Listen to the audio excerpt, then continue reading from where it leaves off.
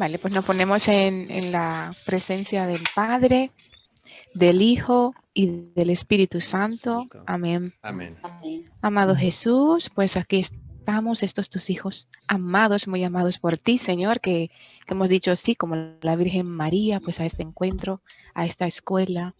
Queremos más de ti, queremos formarnos, queremos aprender, queremos ser como tú que fuiste ese discípulo amado del Señor, ese hijo amado. Queremos también contigo tener esa comunión con el Padre a través del Espíritu Santo. Por eso esta mañana nos unimos al coro de todos los ángeles y de todos los santos que te alaban, que proclaman tu santidad, que proclaman tu majestad, que proclaman tu poderío, porque tú eres majestuoso y poderoso. Te queremos alabar en esta mañana, así como brilla el sol, Señor, queremos brillar también para ti. Queremos ser luz en este camino, en este sendero, en este valle de lágrimas. Queremos ser radiantes, Señor, desde ti, desde la luz que tú infundes en cada uno de nosotros, Señor. Queremos ser como tú, queremos llevar la buena nueva, queremos, Señor, llevar esa noticia buena a tantas personas que no te conocen, a tantas personas, Señor, que no saben que tú eres el camino, la verdad y la vida. Por eso, Señor, en esta mañana nos unimos a todos los ángeles que te alaban. Queremos proclamar que tú eres el Señor de nuestras vidas. Queremos proclamar, Señor, que tú eres Dios, que tú eres omnipotente, que tú eres el poderoso de Israel, que tu brazo, Señor, se manifiesta con poder. Bendito y alabado eres, exaltado eres, coronado estás. Santo, santo, santo, santo, santo. Alabanzas a tu nombre, te adoramos, te bendecimos, te exaltamos, Cordero Santo, bendito, bendito, bendito, bendito. Caminaré, caminaré, caminaré por las sendas de Yahvé.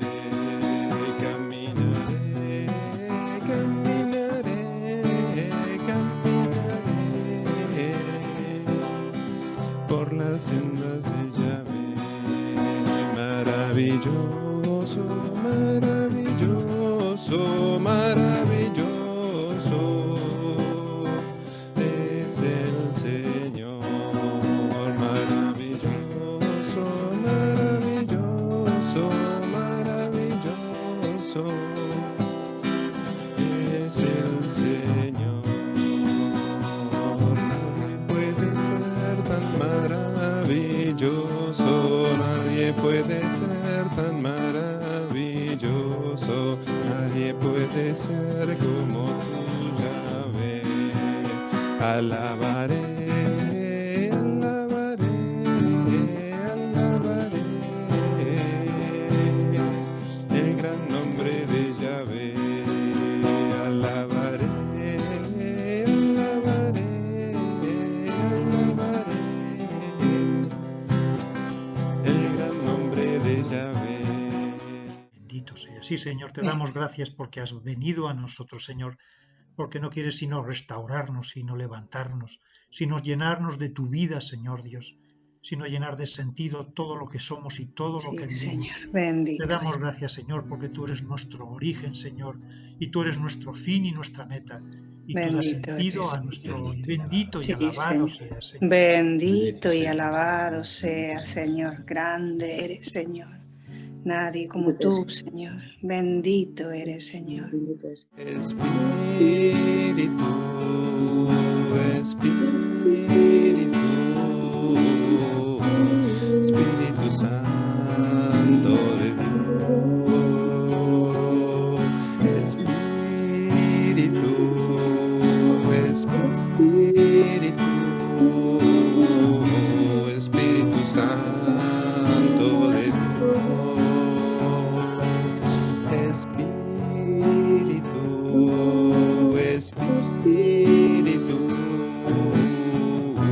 Espíritu Santo de Dios. Ven a controlar todo mi ser.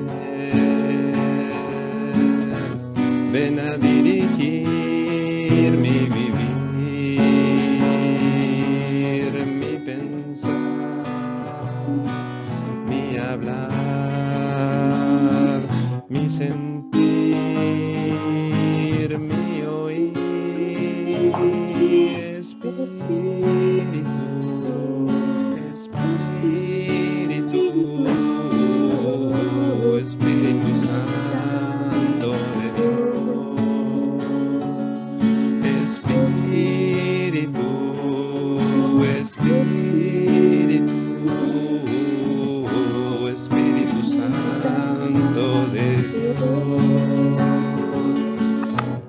ven a controlar todo mi ser,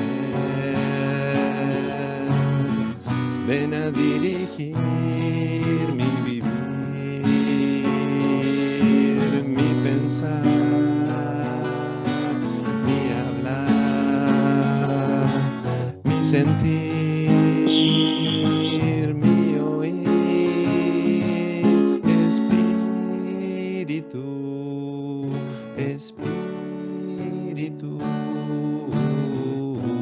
Espíritu Santo de Dios. Espíritu, Espíritu,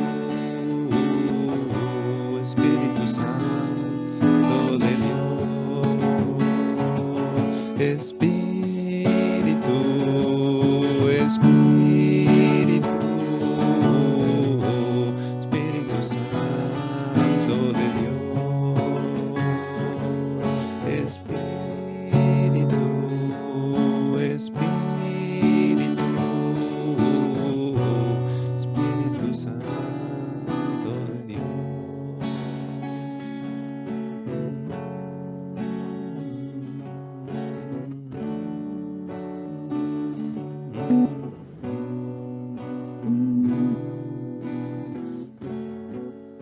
Y Espíritu Santo, te damos gracias porque tú vienes a hacernos nuevas criaturas, Señor. Sí, Señor. Te damos gracias, Señor, porque tú habitas en nosotros.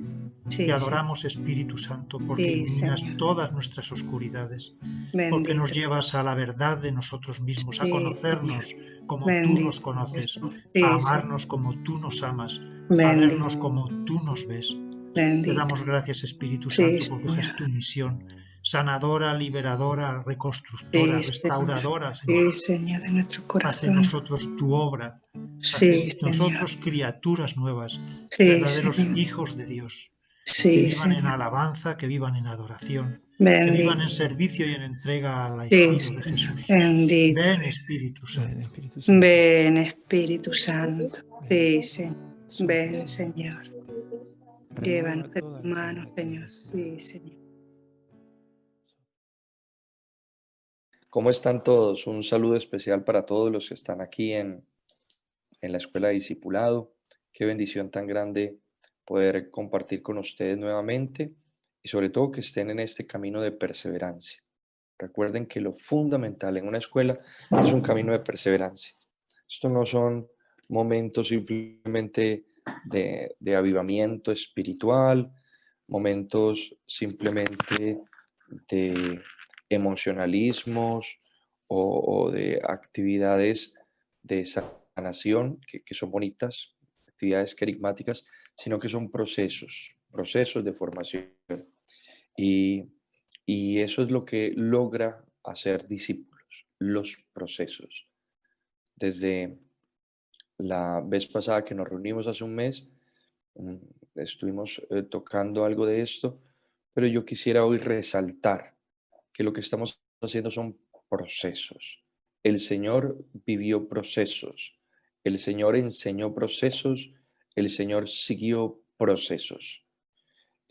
Solo en el proceso se hace discípulo y solo en el proceso se puede seguir al Señor.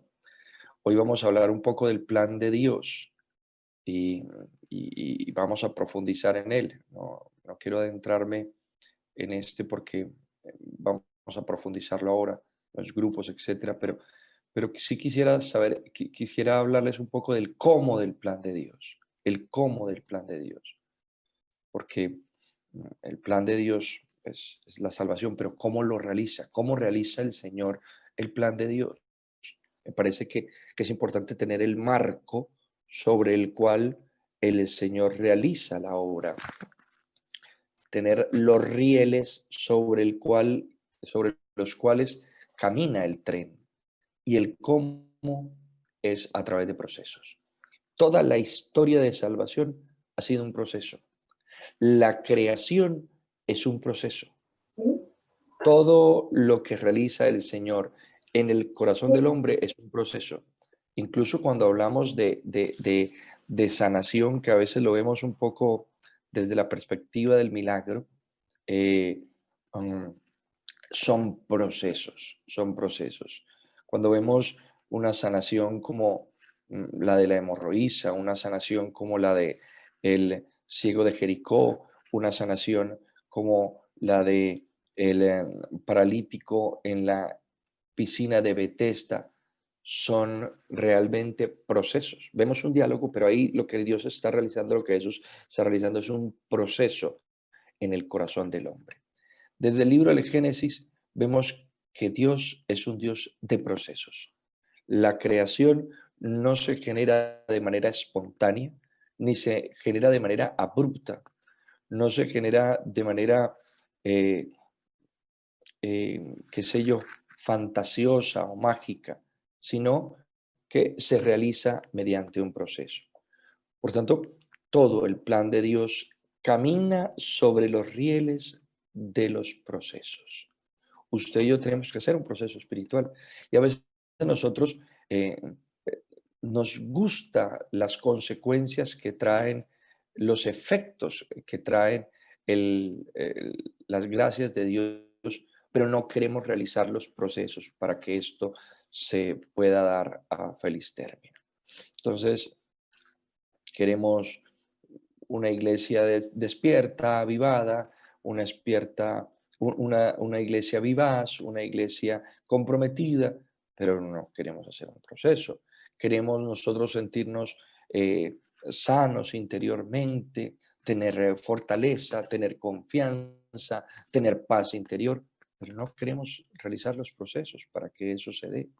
Queremos tener el conocimiento de Dios y poder hablar de Él, pero no queremos hacer los procesos.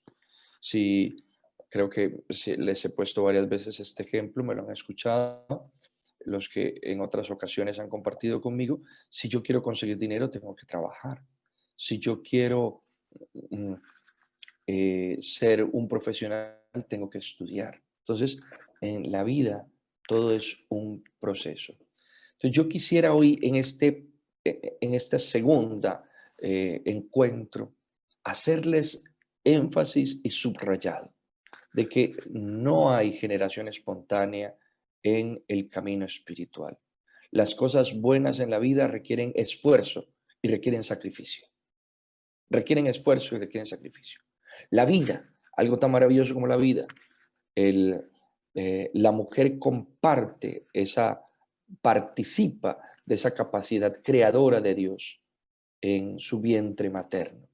Y es un proceso, la generación de la vida. Porque es que las cosas que son sólidas, fuertes, especiales, importantes, requieren ese proceso. Entonces, ¿por qué nos hace tanto énfasis? Porque a veces uno ve en este camino espiritual de personas que arrancan con una gran dinamicidad, con una energía, con un ánimo, pero en el camino pierden los procesos. Incluso se botan los procesos. No, esto no funciona, no, esto no es lo que yo esperaba, no. Usted tiene que culminar su proceso para lograr ver lo que Dios está haciendo. Dios lo está moldeando. En estos días hemos tenido unos textos bíblicos que tienen cierta relevancia con relación al tema que nosotros vamos a ver en el día de hoy. Voy a tomar el texto del jueves, que para mí fue especialmente significativo y que me ayuda a iluminar un poco más esto del plan de Dios y la estrategia de Jesús en la medida de que son procesos. Vamos a tomar el Evangelio de Lucas en el capítulo 21, versículos 20 y siguientes. Lucas 21, 20 y siguientes. Jesús dijo a sus discípulos: cuando vean a Jerusalén sitiada por los ejércitos, sepan que su ruina está próxima. Los que estén en Judea, que se refugien en las montañas. Los que estén dentro de la ciudad, que se alejen, y los que estén en los campos, que no vuelvan a ella. Porque serán días de escarmiento en que todo lo que está escrito debe cumplirse. Ay de las que estén embarazadas o tengan niños de pecho en aquellos días. Será grande la desgracia de este país, y la ira de Dios pesará sobre este pueblo. Caerán al filo de la espada serán llevados cautivos a todas las naciones y Jerusalén será pisoteada por los paganos, hasta que el tiempo de los paganos llegue a su cumplimiento. Habrá señales en el sol, en la luna, en las estrellas y en la tierra. Los pueblos serán presa de la angustia ante el rugido del mar y la violencia de las olas. Los hombres desfallecerán de miedo por lo que sobrevendrá al mundo, porque los astros se conmoverán.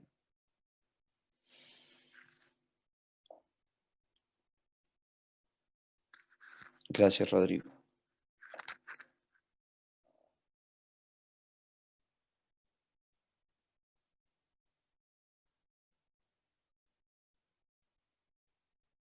Vamos en el 27. Quedamos en el 26, ¿cierto? En el 27 dice, entonces verán al Hijo del Hombre venir sobre una nube llena de poder y de gloria. Vamos a dejar hasta allí, pero enseguida seguimos los siguientes versículos. Miren, incluso este que es un texto que podríamos hablar de destrucción, por decir algo. La destrucción de Jerusalén, se profetiza la destrucción de Jerusalén. Es un texto fuerte. Se habla de un proceso. Incluso uno puede pensar, no, es que construir es es más difícil, destruir es más fácil. Y no, hay un proceso aquí, incluso en esto que es destrucción. Después entenderemos que eso no está hablando de destrucción, pero bueno, eh, está hablando de un proceso, de procesos en, el, en, en la profecía que se está dando aquí, o que parece darse sobre la destrucción de Jerusalén. Y se habla de dos aspectos, la destrucción de Jerusalén y también se habla de los últimos tiempos. Estos textos tienen esa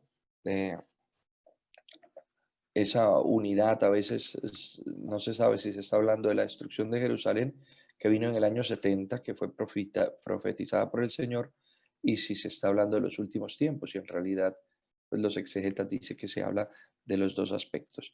Pero fíjense cómo vendrá una cosa, vendrá otra, vendrá otra, vendrá otra, vendrá un proceso hasta para para los últimos tiempos o para la destrucción de Jerusalén, todo es un proceso, nada viene nada proviene de la nada. Dios construye sobre la sustancia que nosotros le damos. Si nosotros no le damos algo, Dios no lo construye de la nada, porque Dios parte la humanidad. Cuando, recuerden, había aquel ciego que iba a sanar en las afueras del pueblo, con barro hace saliva y le unta. O sea, utiliza lo humano, va haciendo su proceso en cada uno de nosotros, partiendo de lo que hay. En este texto bíblico algunas personas dirán, Padre, mire cómo habla el Señor de la destrucción, cómo habla el Señor de lo que va a destruir, y en realidad lo que está hablando es de cómo construir procesos en nosotros, a partir incluso de lo que nosotros no entendemos, del caos. Vamos a leer los siguientes versículos para que entendamos lo que Jesús quiere decir. Dice allí a continuación, el versículo 27. Y entonces verán venir al Hijo del Hombre en una nube con gran poder y gloria. Cuando empiecen a suceder estas cosas, cobrad ánimo y levantad la cabeza, porque se acerca vuestra liberación. Les añadió una parábola. Mirad, la higuera y todos los árboles, cuando echan brotes, al verlos, sabéis que el verano está ya cerca. Así también vosotros, cuando veáis que sucede esto, sabed que el reino de Dios está cerca. Yo os aseguro que no pasará esta generación hasta que todo esto suceda. El cielo y la tierra pasarán, pero mis palabras no pasarán. Palabra de el Señor. Gloria a ti, Señor Jesús. Bueno, mis queridos hermanos, aquí en los últimos versículos del 27 al 33 nos dan la clave de interpretación de este texto. el fin de este texto, donde vemos guerra, persecuciones, hambres, desastres naturales. Y entonces alguien lo lea, no, Dios nos está hablando del castigo que viene sobre nosotros. Y en realidad lo que nos está diciendo es cómo ocurren los procesos espirituales. ¿Cómo ocurren los procesos espirituales? Primera clave. Cuando vean esto, entonces verán al Hijo del Hombre venir en una nube con gran poder. Cuando empieza a suceder esto, cobrad ánimo, levantad la cabeza porque se acerca vuestra liberación. Es hermoso esto. Piense no solo en clave de situaciones que tengan que ver con el mundo, sino con usted. Cuando usted está pasando a veces por un momento de tribulación, un momento de adversidad, un momento de confusión. Como cristianos, ¿qué tenemos que hacer? Saber que Dios está con nosotros. Tenemos que hacer este proceso. Cobrad ánimo, levantad la cabeza, porque se acerca nuestra liberación. Cobrad ánimo, ¿qué significa? Frente a las situaciones que no entendemos, tener una actitud espiritual. Una actitud espiritual frente a las circunstancias que no entendemos. Levantar la cabeza, ¿qué significa? Interpretar la realidad que acaece en nuestra vida con los ojos en el cielo, no en el problema, en la situación. Por ejemplo, la pandemia. ¿Cuál es la actitud de un cristiano frente a la pandemia? Se acabó el mundo, desesperanzados, miedo, pánico. No, no, no. Cobrad ánimo. Es decir, pon una actitud, quita esa actitud derrotista, pon una actitud espiritual, de fe, de esperanza. Levanta la cabeza, es decir, deja de estar viendo todo el tiempo la pandemia, la pandemia, la pandemia, el problema económico, económico, la enfermedad, la situación negativa. El piso, mirar al piso es mirar al problema. A veces en tu matrimonio ves solo el punto negro en la hoja blanca. A veces en la iglesia solo estás viendo la dificultad que hay en la iglesia, en la renovación, en la comunidad en la que estás, en la parroquia en la que estás. Uno a veces habla con mucha gente y tiene una mirada muy desesperanzadora de la iglesia. Muy desesperanzadora. No es que el problema es que la gente no camina. Muy desesperanzadora del camino espiritual. Imagínense Jesús hablándole a 12 hombres. 12 hombres. Un proceso. Él no los enseñó de la nada. Llevó 3 años de proceso. Usted sabe que la vida pública de Jesús empieza a los 30 años, termina a los 33. Esos 3 años son 3 años de discipulado de los apóstoles. 3 años de proceso espiritual, incluso que no culminan ahí, que después siguen en un proceso, porque el proceso de formación es un proceso interminable, es de toda la vida. Pero tiene un pequeño seminario con ellos, una pequeña escuela durante esos 3 años. Imagina una escuela intensiva con el Señor durante 3 años. Y no parte de la nada, hace un proceso. Imagínense toda la adversidad que tenía Jesús, todas las situaciones en contra. Nosotros a veces solemos pensar que la época que nosotros vivimos es la época más difícil. Esta es la época más difícil, Padre. Es que vivimos en una época horrible. Es que fíjese, no. Hace unos cuantos años, aquí en España, hay mártires. Hay mártires. Hay mártires. Nosotros vivimos simplemente nuestra época. Yo no voy a decir que es la más fácil ni la más difícil. Es nuestra época. Todas las épocas tienen esto. Todas las épocas tienen, será grande la desgracia en este país, la ira de Dios pesará sobre su pueblo, caerán a filo de espada, se llevarán cautivos. Todas épocas tienen esto. Tienen confrontación, tienen dificultad, tienen adversidad. Y en esa época en la que está viviendo hay que vivir los procesos. ¿Cómo hacerlos? Padre, ¿cómo vivo yo este proceso de crecimiento en el Señor? Cobrad ánimo. Primero, cobrad ánimo. A ver, nada de actitud derrotista, nada de actitud negativa. No, cobrad ánimo. Esta escuela tiene que ser de discípulos del Señor, sobre el proceso del Señor. Y para hacer el proceso del Señor, primero, cobrad ánimo. Es decir, esto tiene que ser con fe, con esperanza, con alegría, con gozo. Tiene que partir del querigma. Ustedes están en discipulado. Es decir, nosotros como formadores partimos de la base de que ya ustedes tienen el proceso del querigma. Ya usted ha realizado el querigma. Ya usted ha tenido un encuentro personal con el Señor. Ya usted eso de cobrar ánimo ya lo tiene. Ya usted ha recibido el fuego del Espíritu Santo. Entonces usted tiene que tener una actitud de Pentecostés. Aquí tenemos que tener hombres y mujeres con actitud de Pentecostés. No con actitudes derrotistas, pesimistas, negativas, desesperanzadoras, llenadas de dudas, de miedo, de angustia. No, no, no, no. Aunque haya adversidad, es que Pentecostés es eso. Pentecostés estaban asustados los apóstoles, encerrados, ensimismados en el cenáculo por miedo a los judíos, y reciben el Espíritu Santo y abren las puertas.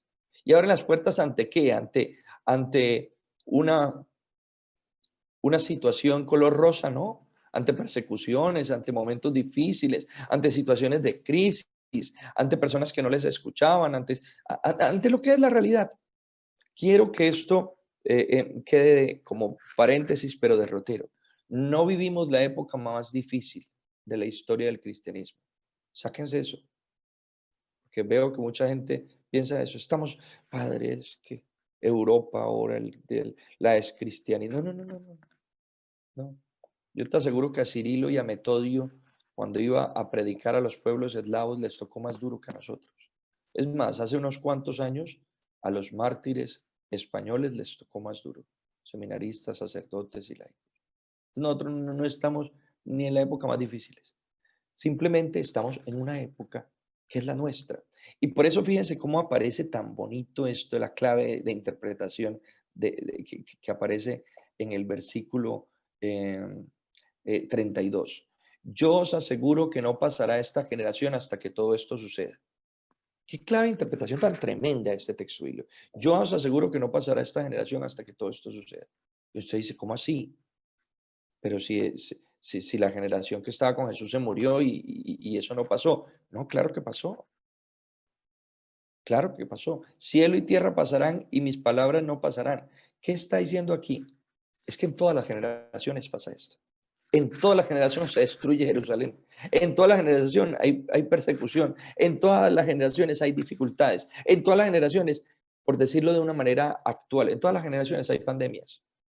En todas las generaciones. Lo que pasa es que nosotros hemos vivido como muy de florecita. Pero nosotros tenemos pandemia. Otros tuvieron guerra. Otros tuvieron guerra mundial. Otros tuvieron...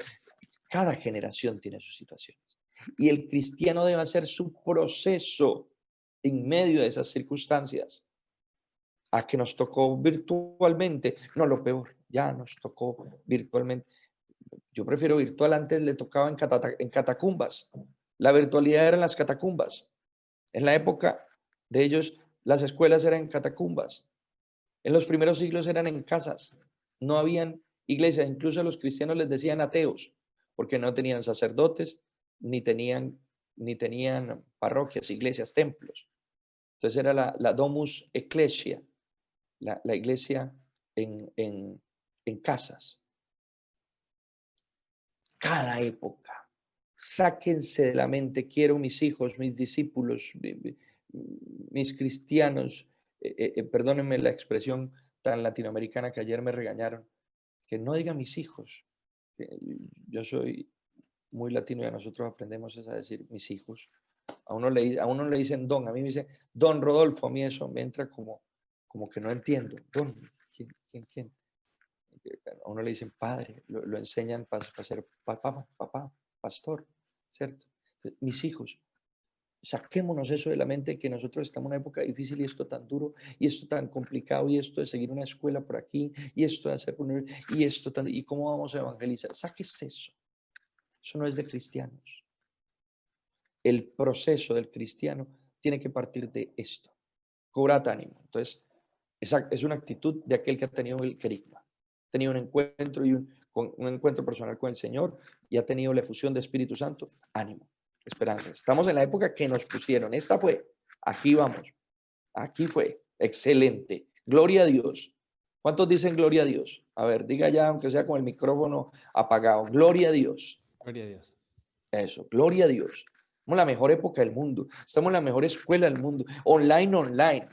Vamos para adelante. levantad la cabeza. Padre, ¿cómo que levanta la cabeza? Deja de estar mirando los problemas. Es que esto no se puede, es que esto es tan difícil, es que mi marido, es que mis hijos, es que el dinero, es que la enfermedad, es que levanta la cabeza, un poquito, levante la cabeza, porque es que, Padre, pero es que no se me quita el problema, no, pero tampoco mirando el problema y dándole el problema, tampoco lo vas a solucionar. Llenándote de angustia y ansiedad, tampoco lo vas a solucionar. El Señor te está dando las claves, levanta la cabeza. Mira que hay un Dios más grande que esos problemas. Mira que hay un Dios más poderoso que esos problemas. Mira que hay un Dios más fuerte que esos problemas. Mira que hay un Dios que está obrando a través de esa escuela y entrando en este momento con poder en tu casa, con la unción del Espíritu Santo está entrando. Levanta la cabeza. Mira a Dios. Mira lo que Dios está hablando. Deja de estar mirando el punto negro. Que es que no se pudo, que es tan difícil, que esto no me gusta, que es que no me entra, que es que el internet me falla. No, ya deje de estar mirando eso. Levante la cabeza. Mire este proceso en clave espiritual. Levante la cabeza. Mire el obrar de Dios. No mire los problemas ni las dificultades. Y lo tercero, lo más bonito, se acerca vuestra liberación. O sea, ya sabemos que estamos cerca de Dios. Y ahí es donde viene concluyo, viene el tema de hoy. Se acerca vuestra liberación. Y en los versículos posteriores lo dicen, el 31 dice, sabed que el reino de Dios está cerca. Se acerca vuestra liberación. ¿Y cuál es nuestra liberación? ¿Cuál es el reino de Dios? Es Dios viniendo a reinar en mi vida. Dios estando conmigo. Se acerca mi bendición, se acerca mi sanación, mi salvación, mi liberación. Porque se acerca Dios a mi vida en la medida que yo voy haciendo este proceso. En la medida que yo voy caminando, Dios se va acercando de una manera imperceptible. No me doy cuenta, pero Dios se está acercando a mi vida. Y se está acercando la sanación, la liberación, porque estoy haciendo este proceso, estoy caminando con Dios. En el plan de Dios, que es la salvación del hombre, no es una cuestión mágica. Tengo que entrar en este ritmo y voy acercándome a la salvación. Voy acercándome a lo que Jesús predicó, que fue el reino de Dios, que es el mismo, el que se revela, el que se está revelando. Es hermoso. Entonces ya tú ves esto y ya ves lo que no entendías. Pero como que dio la espada, la persecución, Jerusalén pisoteada, los paganos, la luna y las estrellas, la angustia, el rugido de las olas. Eso si tú lo ves aisladamente, tú ves, esto no lo entiendo. Pero si ya tú lo ves en un contexto de proceso, esto tiene un sentido. Cuando tú lees la historia en clave de proceso, ya tiene un sentido. Incluso tu propia historia. Hay cosas que cuando tú las estás viviendo es lo peor del mundo, pero cuando después de unos años la lees, dice, Dios me enseñó aquí crecí, aquí aprendí, aquí me acerqué más a Dios. Este proceso me sirvió. Este proceso es el que permitió que hoy estuviera yo aquí. Qué lindo ver la vida en clave de procesos. ¿Podemos quitar la pantalla de compartirla, por favor? Para verle los rostros a todos. Mis hijos, para adelante. Dios está haciendo un proceso maravilloso en nosotros. Aunque a veces no lo terminemos de entender ni lo tengamos que entender. ¿Qué es lo que está haciendo? Y a veces nos llenemos. ¿Qué pasa aquí? No. Cobrad ánimo. Levantad la cabeza. Que se acerca vuestra liberación. Cada vez que vamos en este proceso, cada mes estudiando, formándonos, orando, vamos acercándonos al reino de Dios, acercándonos a nuestra liberación. Entonces los exhorto a seguir adelante en esa escuela y seguir adelante en nuestro crecimiento espiritual. El plan de Dios camina sobre el riel de los procesos espirituales, que a veces no los logramos entender en su completo contexto, pero que Dios está haciendo. Uno ni entiende, pero Dios está obrando de manera imperceptible, porque Dios quiere la salvación de todos. Les mando una bendición especial, le pido al Señor que les ayude y ojalá pueda verlos mañana en la Eucaristía que tenemos en el Templo de la Renovación, en Nuestra Señora de Lourdes y San Justino, a las 5 de la tarde. Y si por alguna situación no pueden acceder, pues lo hacemos a través de las redes sociales. le doy mi bendición porque me voy para Murcia. Ahora ir para Murcia es lo más fácil. Un clic y ya estoy en Murcia, un clic y estoy en Colombia. Bendito Dios. Entonces, ahorita ya me voy para Murcia. Les mando la bendición de Dios Todopoderoso, que es amor, Padre, Hijo y Espíritu Santo, descienda sobre vosotros y os acompañe siempre. Amén, amén, amén. Dios les bendiga a todos. Gracias, Padre. Bendiciones. Bueno, pues ahora ya lo que ha dicho, hay una frase, no sé si la habéis oído, pero a mí también me resultó curiosa. Hay una frase que dice, normalmente nosotros decimos, ay Dios, tengo un gran problema, cuando habría que convertirla en diciendo, problema, tengo un gran Dios. Es decir, ese es el proceso, y el proceso también de sanación y de liberación de cómo nosotros por nuestro pecado pues tendemos a mirarnos a nosotros mismos, a mirar todo lo que nos falta, a centrarnos en nuestras dificultades porque queremos tener todo controlado, queremos tener cierta seguridad. Eso es fruto del pecado y fruto de la desconfianza de Dios. Entonces, todo lo que ha dicho el Padre, el proceso y todo lo que nos va a decir ahora Ana, ese plan de salvación es de descentrarnos de nosotros mismos y de saber con la fuerza del Espíritu Santo dejar de mirar nuestros problemas para mirar a nuestro Dios y saber pues tal vez lo que nos falta. Cuando hay un problema, ¿qué es lo que hizo María? María guardaba todas esas cosas en el corazón sin entenderlas. Sin embargo, nosotros pues nos ponemos a refunfuñar, a gritar. Entonces, con el Espíritu Santo, aun sin entender esos problemas, podemos con María decir, hágase en mí según tu palabra y guardo todas estas cosas que hoy no entiendo, que hoy me hacen sufrir para gloria tuya al día de mañana. Y ese es el plan de salvación que nos va a comentar Ana. Cuando quieras, Ana.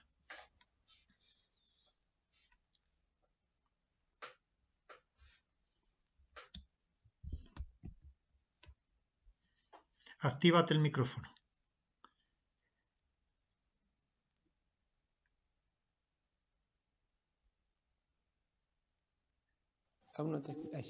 Sí, no, perdonad, que es que ha ido marcha donde no debe.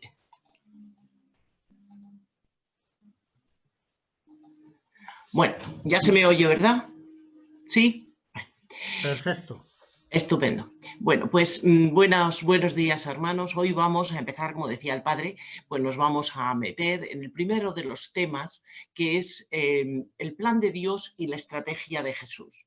Y yo quería haceros una ligera introducción porque, vamos a ver, todos lo sabemos, pero vamos a recordarlo. ¿Dónde está este plan de Dios y dónde está esta estrategia de Jesús? Bueno, pues está contenido en la Biblia. La Biblia es, digamos, nuestra gran fuente donde nosotros encontraremos todo lo que ahora vamos a ver, todo lo que vamos a ver en la escuela y todo lo que necesitamos para nuestra vida. Porque, como dice en el Dei Verbum, dice que la palabra de Dios expresada en lenguas humanas se hace semejante al lenguaje humano como la palabra del Eterno Padre, asumiendo nuestra débil condición humana, se hizo semejante a los hombres. Es decir, es Jesús mismo el que nosotros vamos a encontrarnos en la Biblia. Ya sabemos que la Biblia es una revelación del Espíritu Santo que ha sido transmitida fielmente por la Iglesia y que ha sido transmitida por una revelación progresiva. Cuando uno ve la Biblia desde el Génesis hasta el Apocalipsis, pues vemos cómo Dios se va manifestando gradualmente, pues según cada época, según las necesidades de la época y las capacidades sobre todo. Pero siempre cada enseñanza se va apoyando en las anteriores. Y así, pues desde el inicio que vamos ahora a ver, desde Abraham hasta el Apocalipsis, nosotros vamos viendo cómo Dios se nos va poco a poco desvelando según el hombre va estando preparado para recibir esta revelación. Bien, vamos a ver, ¿qué nos cuenta la Biblia? La Biblia nos cuenta el plan de Dios para nuestra salvación.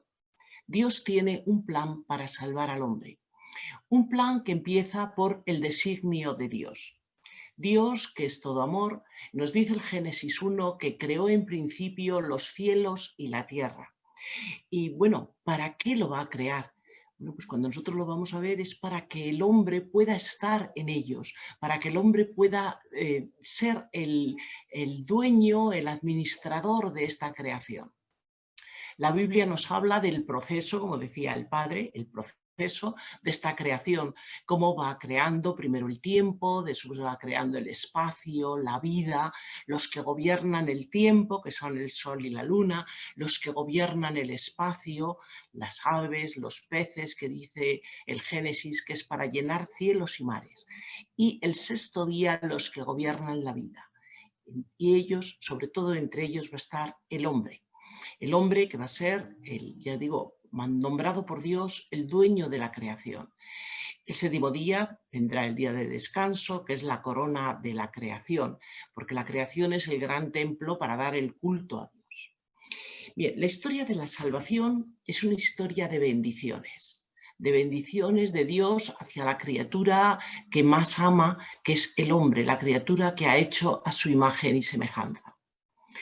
Y nosotros vemos en los primeros capítulos del Génesis cómo nos va contando la creación del hombre, la creación de la mujer. Como a mí hay una cosa que siempre me gusta muchísimo leer cuando termina cada versículo donde dice lo que ha creado, dice, y Dios vio que era bueno, que era muy bueno. Creo que es algo además que no tenemos que olvidar porque muchas veces tendemos a pensar lo asco que somos. No, Dios nos ha creado muy buenos. Y además Dios crea al hombre, también nos dice al principio del Génesis, para que domine la creación, pero obedeciéndole a él. Hay algo que resulta muy conmovedor, como dice que al caer el día, cómo bajaba y hablaba con Adán como un amigo, se paseaban por el paraíso en la brisa de la tarde. Bueno, resulta algo realmente tan poético, tan bonito. Qué pena, hubo un golpe de estado contra el reino. Es decir, este plan maravilloso que Dios había pensado se va a frustrar. Se va a frustrar porque el hombre, nos sigue diciendo el Génesis, pues no se va a conformar con ser el que domina toda la creación. Se va a dejar tentar por la serpiente y va a hacer lo único que Dios le había prohibido, que era que tomara la fruta del árbol prohibido. El resultado fue inmediato. El resultado fue sentir vergüenza, sentir miedo, porque el pecado es lo que trae consigo. Asustarse de Dios porque se esconde ante Dios. Y es más, cuando Dios le pregunta, culpa a la mujer. Y culpa indirectamente a Dios. Bueno, primero culpó a la serpiente, luego a la mujer y luego a Dios, porque dice, la mujer que tú me diste, ya no era la carne de su carne, amada, como le dice al principio cuando le presenta a Eva. Y la conclusión, pues, es que van a ser expulsados del paraíso. A partir de ese momento, ya sabemos, empieza lo que es una historia dura, difícil, donde vamos a ver una humanidad que se enfrenta, lo vemos en el primer caso, en el Caín y Abel, una humanidad que va a ser tan pervertida que Dios va a pensar en su destrucción, dejando únicamente a un justo, que es la historia de Noé. Sin embargo, después del diluvio, hay algo realmente precioso. Dios va a hacer una alianza con Noé. Va a hacer una alianza que nos va a garantizar que no va a destruir la creación. Es interesante porque Dios sale al encuentro del hombre siempre mediante sus alianzas. Y estas alianzas son hechos que están relacionados con la salvación y que siempre tienen este esquema que os pongo aquí. Dios toma la iniciativa y sella una alianza. Y durante un tiempo, pues el hombre cumple la alianza. Un tiempo muy pequeñito, porque enseguida se acomoda, rompe el pacto, se aleja de Dios, ya os digo, es el peso del pecado, ¿no? Y será necesaria una nueva alianza y una nueva propuesta de salvación por parte de Dios, que la hará de nuevo. Bien, vamos a ver, después de aquella alianza con Noé, las cosas no se van a arreglar, porque como os decía, el hombre olvida que tiene que seguir a Dios, va a intentar llegar dice el Génesis, con la Torre de Babel al cielo. Parece que hemos llegado a un punto terrible, a un punto de no retorno. El hombre claramente no puede hacer nada para restaurar el plan de Dios, porque no somos capaces. Nosotros siempre estamos con este defecto original, este defecto de fábrica, siempre tendemos a huir de Dios, a escaparnos, a desobedecerle. Pero Dios está al quite y Dios tendrá un plan para restaurar el reino. Es un plan precioso que además ya inicia en el mismo paraíso, porque en Génesis 3 hace ya una promesa, es la que se llama el protoevangelio, de cómo vendrá una salvación de parte de Dios. Cuando habla de la mujer que pisa la serpiente, que está preanunciándonos ya lo que será el nacimiento de Cristo aquí en la tierra. El plan de Dios va a ser de un desarrollo gradual, es decir, el proceso que nos estaba comentando antes el padre Rodolfo. En primer lugar, nosotros vamos a ver en este proceso, tal como nos lo cuenta la Biblia, que va a proceder a la elección de un pueblo. Y nos encontramos hacia el año 1900, 1700 a.C. con la figura de Abraham. De Abraham, nuestro padre en la fe, el hombre que va a seguir, va a obedecer a Dios cuando le dice sal de tu tierra, deja sus comodidades y sin saber muy bien qué es lo que le espera, pero fiándose simplemente de la promesa, va a emprender el camino que Dios le va a marcar. Con Abraham Dios va a hacer una alianza que está reseñada en Génesis 12:3. Después de esta alianza, nosotros sabemos que le ha prometido la salvación para la humanidad, porque en realidad le dice que va a ser padre de muchos pueblos. Es decir, aunque ahora en un primer momento Dios vaya a actuar a través de un pueblo elegido, la salvación no es exclusiva para ellos nada más, sino va a ser una salvación a nivel universal, a nivel de toda la humanidad. Las siguientes generaciones, Isaac, Jacob, van a ser herederos de esta bendición de Dios, de esta promesa de Dios. Y lo mismo tomarán después digamos como el relevo, los 12 hijos de Jacob, donde vamos a encontrarnos el origen de las 12 tribus de Israel. Sabemos por lo que nos cuenta, por lo que nos va contando la Biblia, cómo tendrán una temporada en que estarán en Egipto por diversas cuestiones, cómo allí sufrirán la esclavitud, pero Dios nunca es sordo a nuestro dolor. Dios, lo dice además así en el Éxodo, escucha la aflicción de su pueblo. Y como escucha la aflicción de su pueblo, va a buscar a una figura que es Moisés, que viene en contra de su voluntad, es elegido por Dios para liberarles de la esclavitud de Egipto. Se le presentará en el desierto cuando él está cuidando tranquilamente su rebaño, se aparecerá en la zarza ardiente, desde ella le hablará y desde ella le indicará la misión que tiene que realizar. Es una misión para la cual el Señor va a actuar con fuerza, con poder, a través de una serie de prodigios. Recordemos las plagas, recordemos sobre todo el tema del sacrificio que van a experimentar los primogénitos de todos los de Egipto, con excepción de lo de los israelíes, porque ellos habían marcado las jambas y dintel de sus puertas con la sangre del cordero, que indicaba al ángel de la muerte que tenía que pasar de largo. Van a conseguir la liberación a través también de otros prodigios, como es el paso del Mar Rojo. El paso del Mar Rojo, que sabemos abre sus aguas para que pasen a pie enjuto el pueblo de Israel, pero que después volverá a cerrar sus aguas.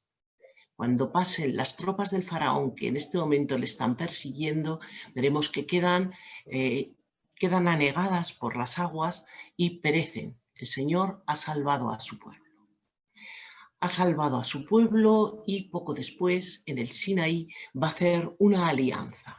Vamos a ver esta teofanía tremenda del Sinaí, donde Dios se va a presentar a su pueblo y va a hacer la alianza con él, una alianza que va a estar después marcada por un sacrificio y va a estar señalada también por unas tablas, donde va a indicar el Señor cuáles son los caminos por los que tiene que ir este pueblo para conseguir respetar su voluntad. En el pueblo de Israel todavía hoy día hay una festividad que es importantísima, que es la festividad del Pesaj, de la Pascua judía, que nos la especifica muy bien en el libro del Éxodo, y en esta festividad lo que se va a hacer es el memorial, del paso de la esclavitud a la libertad, el recuerdo además de este signo sacramental de la gran alianza con el Señor, y además también en la Pascua se van a recordar, se van a celebrar todas las promesas que Dios ha hecho a su pueblo. Bueno, no fue fácil el llegar a la tierra prometida. Hubo que caminar a través del desierto, seguir un camino largo, un camino que llevó hasta 40 años, pero finalmente llegaron al Jordán y, liderados ya por Josué, aquí también se volverán a abrir las aguas del Jordán, entrarán en la tierra prometida y se instalan en la tierra de Canaán. Se instalan hacia el siglo XII a.C. las 12 tribus. En los primeros tiempos vamos a encontrarnos cómo se van a regir a través de los jueces. Estos jueces sabemos que son personas elegidas por Yahvé para salvar a su pueblo de las manos de los enemigos cuando estaban realmente este pueblo en gran peligro, porque Yahvé siempre se conmovía de los gemidos ante los que proferían porque les maltrataban y les oprimían. Aunque el libro de los jueces a veces es un poco duro de leer, es bonito esta conmoción, esta ternura que Dios manifiesta ante el dolor de su pueblo. En un momento determinado, sin embargo, se le va a pedir a Dios que le dé unos reyes. Y bueno, pues nos encontraremos a partir aproximadamente de mediados del siglo XI a.C., vamos a encontrarnos con los primeros reyes de Israel. Siempre reyes ungidos por el Señor. Saúl, David y Salomón serán los tres primeros. Es importante que tengamos en cuenta a David, porque con David va a haber otra nueva alianza que nos marca la esperanza mesiánica. Del tronco de David, del tronco de Jesé, como dice después Isaías en el capítulo 11, va a surgir un retoño que será la gran esperanza de Israel. En la época de Salomón se vive la época de máximo esplendor también de este reino, pero después hay una decadencia importante que se marca, en primer lugar, por la división del reino, por la aparición de una serie de reyes que, bueno, en el caso de Israel, que es el reino del norte, sean todos, como dice la Biblia, reyes malos, reyes que estaban en contra de la voluntad de Dios. En el caso de Judá, pues alternan, la mayoría son también reyes malos, pero en fin, hay algunos reyes buenos. Y en conclusión de esto, nosotros veremos pues una purificación que Dios les va a mandar, que van a ser, por un lado, la deportación en el siglo VIII de los habitantes del reino del norte a la capital de los asirios, a Nínive, y por otra parte la deportación, son tres en realidad, pero la importante es la del 587, de los habitantes del reino de Judá a Babilonia. Es una circunstancia durísima, ya digo, de purificación, evidentemente, porque se le van a quitar al pueblo de Judá, se le va a quitar todo lo que eran, digamos, sus seguridades. Sus seguridades eran su tierra, eran su templo, que va a ser, aquí lo tenéis, incluso saqueado y quemado.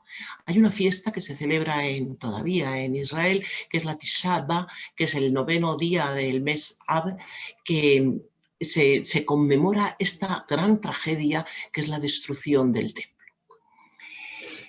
El exilio a Babilonia será uno de los momentos duros que se vive en la historia de Israel, pero sin embargo es un momento crucial, porque a partir de aquí, a partir de esta experiencia del exilio, tendrán que tomar conciencia de qué es realmente la alianza y cómo no la han seguido de verdad, porque la han seguido externamente de una manera casi fetichista, pero sin poner el corazón en ella.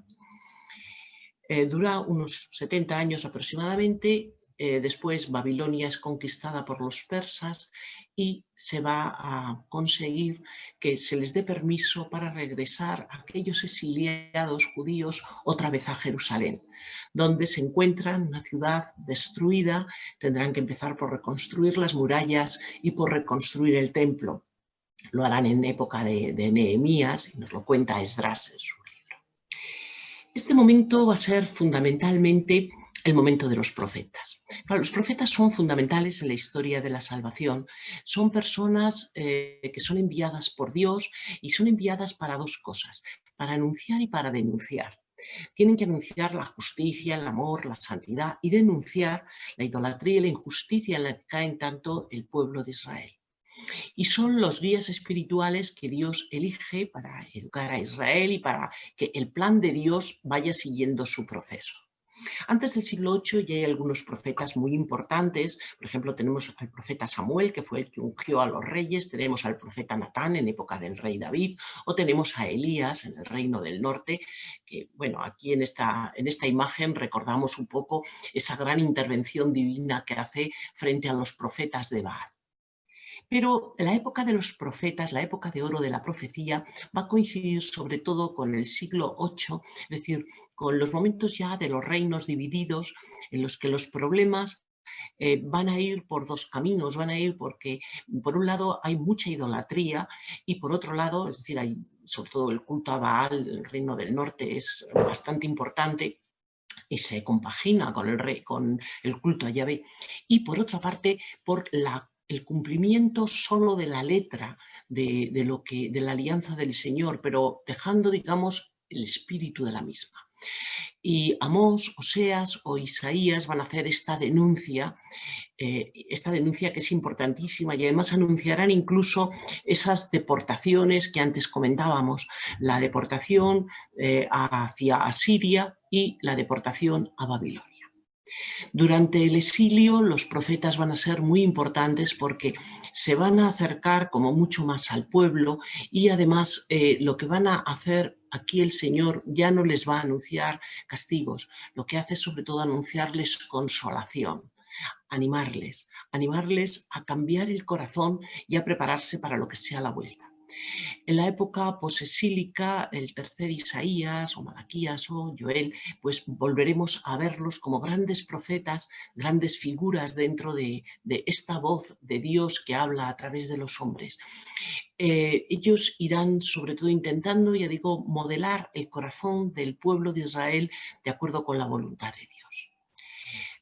La profecía, que es importantísima, pues hasta el siglo VI, a partir de ese momento empieza un poco a languidecer y acabará después en las últimas etapas del pueblo de Israel, que vemos pues con la llegada de las influencias helenísticas, primero con la conquista de Alejandro, luego con el reinado de Antíoco, que provoca la rebelión de los macabeos, o con la ocupación romana. Esto va a significar, desde el punto de vista histórico, momentos difíciles, pero digo, momentos además en los que parece que la voz de Dios está callada. Sin embargo, en el pueblo de Israel hay una esperanza. Se está esperando un gran profeta. Un gran profeta, dicen que si volverá Elías, un gran profeta que nosotros veremos en la figura de Juan el Bautista, y que es el último de los grandes profetas, y que veremos con, claro, unas características de más que profeta en la figura de Jesús. Jesús va a iniciar una etapa fundamental en la instauración del reino de Dios en este mundo. Nosotros tenemos que plantearnos ante este proceso, primero, cuál es la misión de Jesús. La misión de Jesús nos la dice muy claramente en Mateo 1:21, cuando nos explica cuál es el significado de su nombre. Yeshua significa Dios salva. Y eso es la misión que va a tener Jesús, salvar. Su objetivo es restaurar el reino de Dios. Hemos dicho, el reino que Dios había pensado, ese reino perfecto, ese mundo que había creado y que el hombre había estropeado con el pecado, Jesús va a venir a restaurarlo. Es el único que va a poderlo hacer. ¿Cómo lo hará? En primer lugar, el primer paso, ya digo, seguimos con la idea del proceso. El primer paso del proceso es la encarnación. Mañana empezamos Adviento y es importante porque en el Adviento iremos leyendo cómo los profetas nos van anunciando esta llegada, cómo nos van preparando el corazón para algo que a veces, como ya todos los años parece que lo vivimos, pues digamos que lo hacemos a veces de una manera tan fría o una manera tan externa, tan superficial. Si nosotros pensamos lo que es la encarnación, que el Hijo de Dios tome nuestra carne, realmente es para estremecerse, ¿eh? Es un paso fundamental que marca la historia. Hay un antes y un después. Incluso fijémonos, a niveles puramente históricos, nosotros hablamos del tiempo dividiéndolo en antes y después de Cristo. El segundo momento del proceso será su ministerio.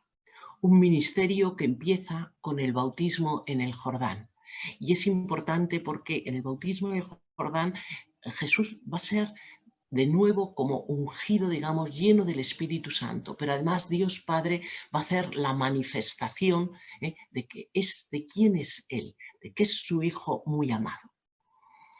Después le vamos a ver dentro de esta misión como un maestro itinerante durante esos 3 años que va a tener pues todo su ministerio, tanto en Galilea como un poco menos en Judea.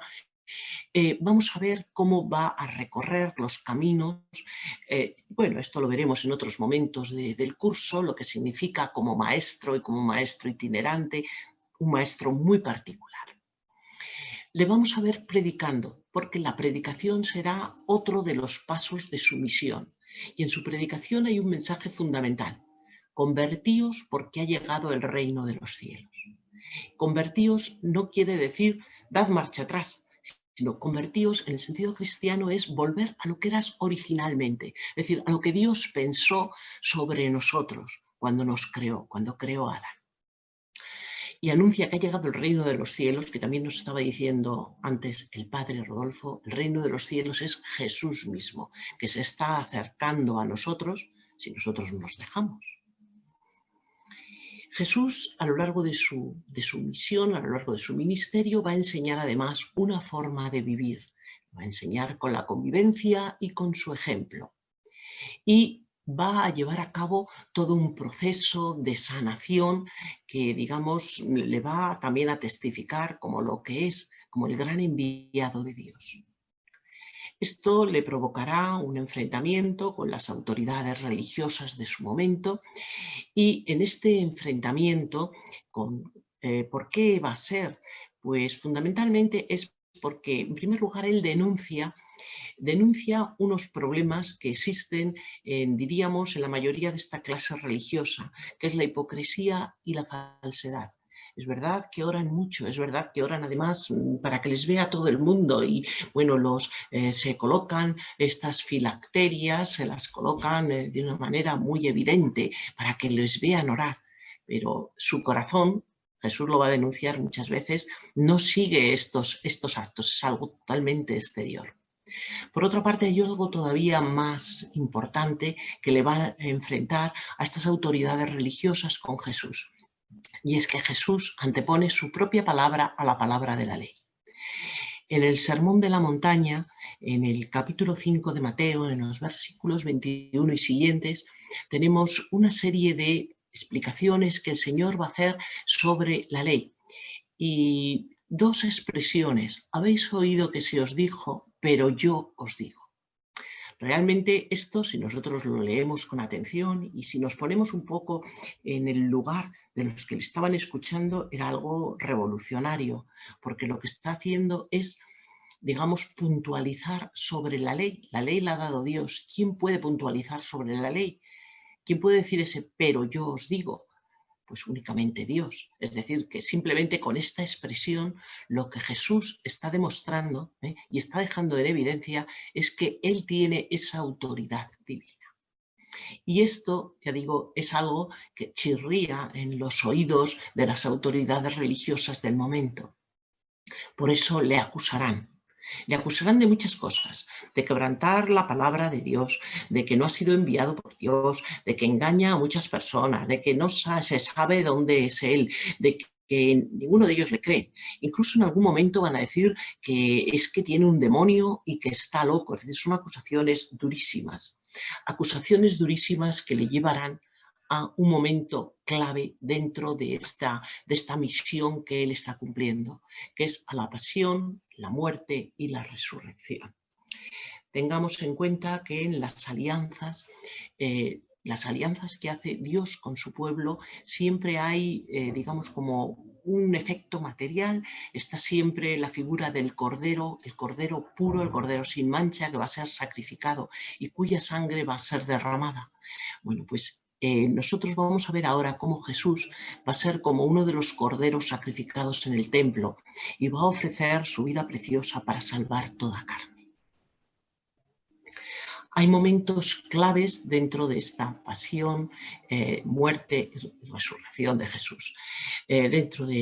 Como preludio de la pasión tenemos la institución de la nueva alianza con toda humanidad y Cristo. Es una alianza que nos van a reflejar todos los evangelios, los sinópticos y el de Juan. Es fundamental, es la alianza nueva y la alianza eterna, y que va a ser sellada con su propia sangre. Un momento clave también es el momento de Getsemaní, que también nos relatan todos los evangelios, porque es la pasión del alma de Cristo. Es el sufrimiento no físico, sino el sufrimiento moral, el sufrimiento interior, que es tan grande o más como el físico, porque nos dice San Lucas que llegará a sudar sangre. La traición, el arresto, los 6 juicios que va a tener que soportar, todos ellos ilegales, todos ellos injustos, que acabarán además en ese gran vociferío de crucifícale, y la inmolación del Cordero de Dios. La inmolación del Cordero nos la van a reflejar también en el momento de la crucifixión, nos la van a reflejar los evangelios. Es realmente algo duro, durísimo, pero que además San Juan indica que está ocurriendo exactamente en el mismo momento en que los corderos en el templo están siendo sacrificados, preparados para el sacrificio, es decir, son la figura de lo que está ocurriendo con Jesús. Gracias a esta muerte de Jesús, la redención ha sido consumada, y al consumarse la redención, nuestras cadenas con su sangre preciosa quedan rotas. Dice San Pablo en la 2 de Corintios que Dios hizo cargar con nuestro pecado al que no cometió pecado, para que así nosotros participáramos en él de la justicia y la perfección de Dios. Después vendrá la glorificación, la resurrección, hay una frase muy bonita que os he puesto aquí, que pertenece al pregón de la Pascua, que a veces nos hace pensar un poco qué cosa tan rara dice. Oh feliz culpa que ha merecido tal redención y tal redentor. Pero realmente si nosotros examinamos cuál ha sido todo este proceso del plan de salvación, este plan de bendiciones que Dios tiene con el hombre, vemos que la culpa que ha sido algo horroroso, sin embargo en el fondo ha sido también una bendición, porque nos ha dado una redención y un redentor, bueno, no se pueden calificar. Pero Jesús a los 40 días de la resurrección ascendió al cielo, marchó. Entonces, ¿qué pasa con el plan de salvación? Bueno, Jesús ha planificado una estrategia que a nosotros nos interesa en este curso de una manera especial, que es formar discípulos. ¿Cómo lo ha hecho? Pues en primer lugar los llama. Nos dice el Evangelio de Marcos que vio y dijo, siempre la iniciativa de la llamada es de Jesús, pero exige una respuesta radical, porque los discípulos inmediatamente dejaron y siguieron. Después los va a ir formando. En los evangelios vemos todo este proceso de formación, evidentemente no al 100%, porque los 3 años, como también nos contaba antes el padre Rodolfo, los 3 años de formación pues, fueron muchísimo más intensos que lo que los evangelios nos resumen. Pero él los va formando con su palabra y con su ejemplo. Y los va transformando, porque al vivir con él, los discípulos van a aprender, y no solo van a aprender, sino que van a ir cambiando también su vida. Lo vemos, por ejemplo, con esta loa al servicio que tiene que ser obligatorio en un discípulo que el Señor nos hace en el momento del lavatorio de los pies. Y no solo los transforma, sino que los capacita. Y los va a capacitar cuando los envía, incluso cuando los envía, lo cuenta el Evangelio, de dos en dos, dándoles un poder y dándoles unas capacidades a través del Espíritu Santo. Y por último, los envía en misión. Y esto es importante que lo tengamos en cuenta. Porque mirad, la historia de la salvación, decimos, hay tres momentos. Dios tiene un plan, quiere que todos se salven. Jesús viene a este mundo, es el segundo gran momento del plan, para proclamar el reino. Y lo proclama con signos, con palabras, que están muy unidas y sobre todo con su muerte y resurrección. Y además establece una estrategia para que la misión alcance a todo tiempo y a todo espacio. Y esto nos deja ante esta frase final que tiene que quedar muy grabada en nuestro corazón. Y es que tú eres la garantía para que el plan del Padre, confiado a su Hijo y compartido por él a sus discípulos, se cumpla.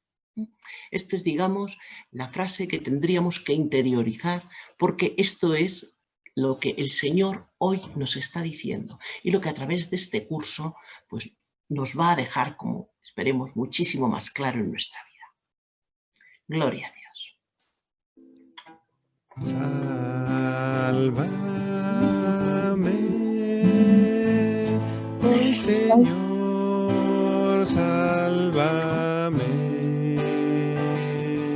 que me cures las heridas, que me des toda tu vida, oh Señor, sálvame. Sálvame,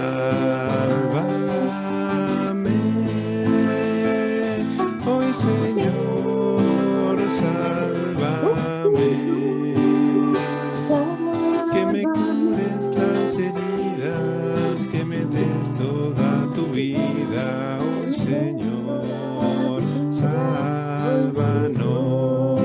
Vamos a cantarla con sálvanos.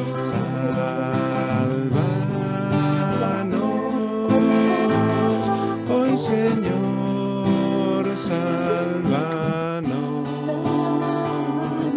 que nos cures las heridas, que nos des toda tu vida, hoy Señor, sálvanos, una vez más, sálvanos, hoy Señor, sálvanos.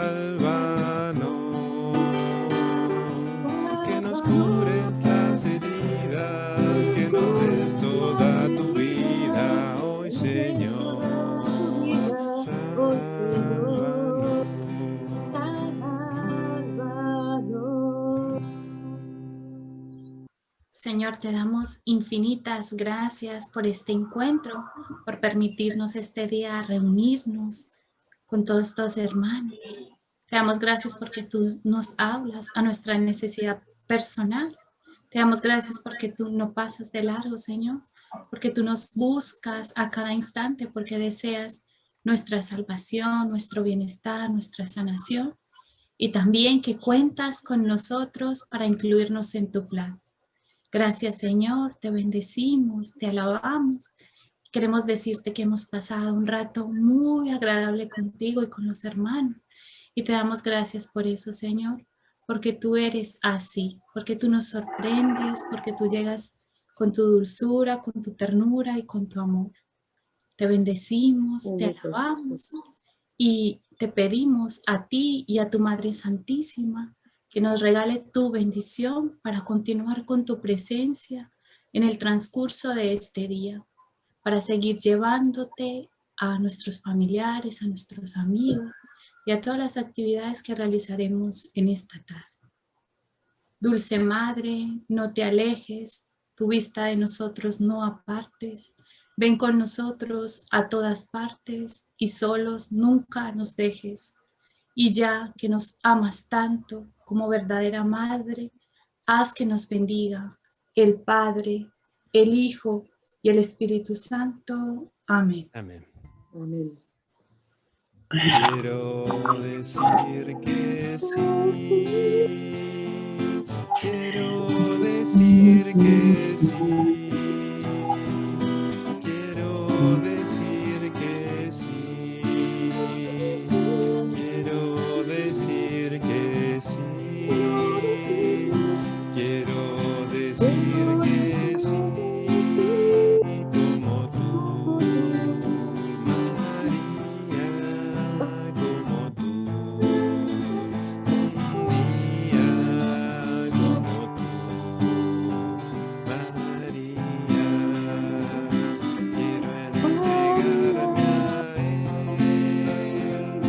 Quiero entregarme a Él.